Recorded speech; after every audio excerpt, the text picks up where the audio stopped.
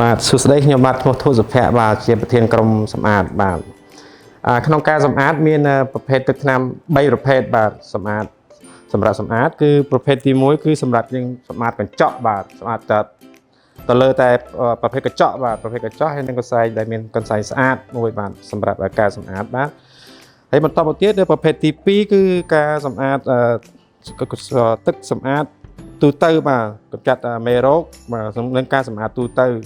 ប្រើជាមួយនឹងកន្សែងមួយទៀតពណ៌ក្រហមនេះសម្រាប់កុំឲ្យយើងមិនឲ្យច្រឡំគ្នាជាមួយការលាងកញ្ចក់បាទហើយប្រភេទទី3គឺមានទឹកក្លិនក្រអូបបាទធ្វើឲ្យយើងបាញ់ទៅធ្វើឲ្យខ្យល់អាកាសនៅបរិវេណជុំហ្នឹងគឺឲ្យមានភាពបរិសុទ្ធបាទល្អបាទបាទសូមអញ្ចឹងសូមអញ្ជើញតាមដានទស្សនាជាបន្តបាទក្នុងការសម្អាតកញ្ចក់យើងត្រូវជ្រើសរើសរកកណាត់ដែលល្អវាស្អាតបាទស្អាតល្មមបាទហើយ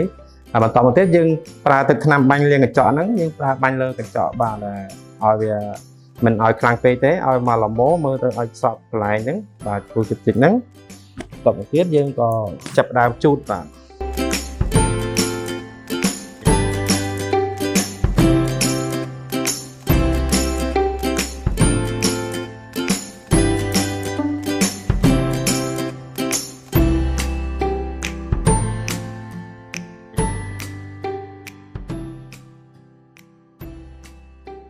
បាទក្នុងការសម្អាតលើវត្ថុឬក៏បែបជាអប្សរាជាអីចឹងយើងអាចប្រើជាលក្ខណៈទឹកសម្អាតទូទៅបាទសម្អាតទូទៅហ្នឹងវាធ្វើឲ្យយើងខូចបង់នៅគុណភាពរបស់ទេបាទគឺឲ្យមានការស្អាតបាទឥឡូវយើងបាញ់លើកន្សែងបន្តិចមកបាទប៉ុណ្ណឹងមក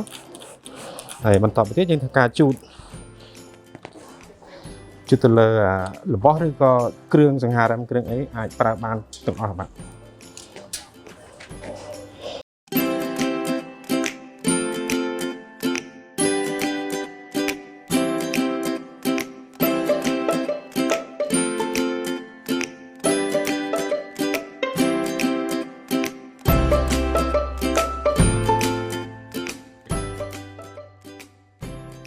មួយប្រភេទទៀតយើងសម្អាតទៅលើការ៉ូបាទហើយមុនការសម្អាតការ៉ូយើងត្រូវការបំបោសឲ្យស្អាតសិនបាទមុនលក្ខណៈយើងធ្វើវិធីម៉ប់វាថាសម្អាតវាបាទយើងអាចបោសវាសិនបាទដើម្បីឲ្យស្អាតបរិវេណយើង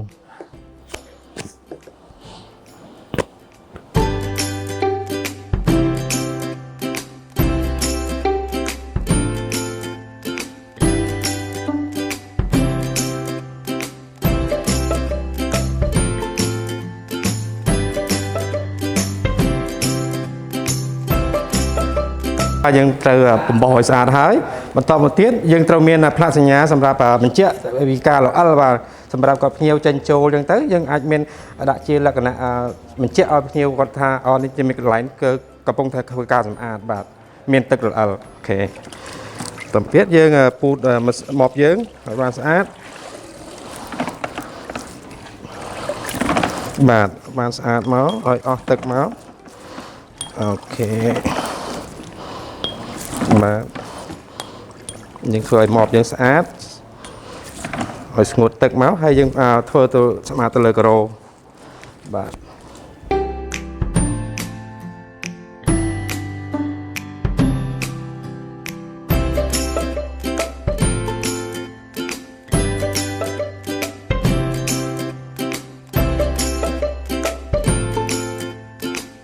បាទបន្តមកទៀតយើងធ្វើការម៉បស្អាតអីហើយគឺយើងត្រូវឲ្យបរិវេណក្នុងកន្លែងយើងធ្វើហ្នឹងគឺឲ្យមានក្លិនបរិសុទ្ធហើយនឹងក្លិនក្រអូបហើយនឹងកម្ចាត់មេរោគយើងប្រើទឹកថ្នាំសម្រាប់មេរោគបាទហើយនឹងមានការក្លិនក្រអូបបាទហើយអត់មានឲ្យប៉ះពាល់ដល់សុខភាពទេគឺល្អបាទយើងបាញ់ទៅលើអាកាសតិចមកបាទដើម្បីឲ្យវាភាយក្លិនហើយដើម្បីឲ្យកម្ចាត់នៅក្លិនដែលមិនល្អគឺក្អូបបាទអូខេ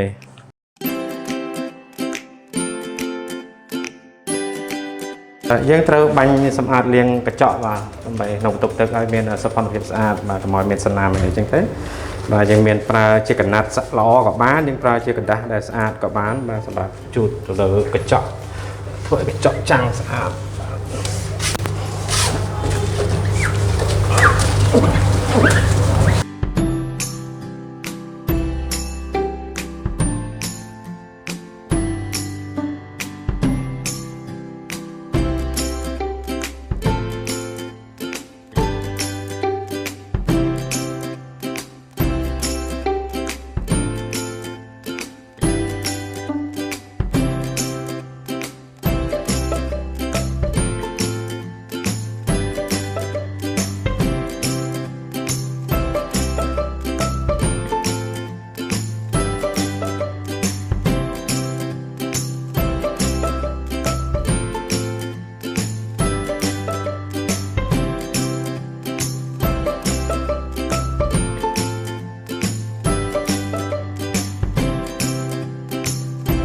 បាទក្នុងការសម្អាតអញ្ចឹងគឺមានតែប៉ុណ្្នឹងទេក្នុងលក្ខណៈ3ចំណុចហ្នឹងបាទចំណុចទី1គឺការជូតកញ្ចក់ចំណុចទី2យើងប្រើសម្អាតទូទៅលើ